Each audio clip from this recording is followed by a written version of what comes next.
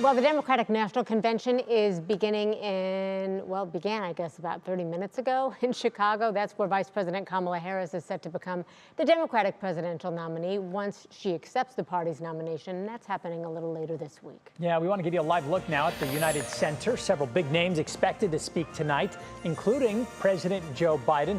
That's also where we find NBC's Bree Jackson, who is covering the convention for us. And for night one of the convention. It's a really big night, Bree.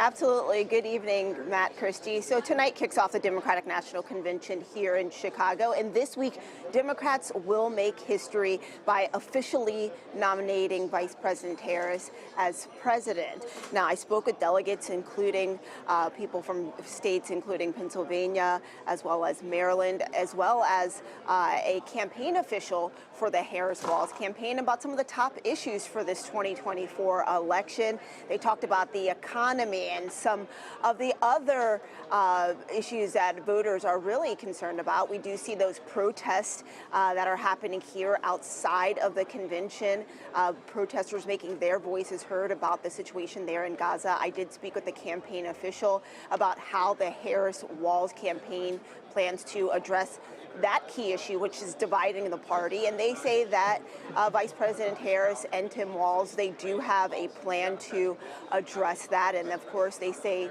we did hear Vice President Harris call for a ceasefire just a few weeks ago at a campaign event. So campaign officials tell me that that is a top issue that this campaign wants to address. But tonight, it really is going to be about President Biden, taking a look at his legacy.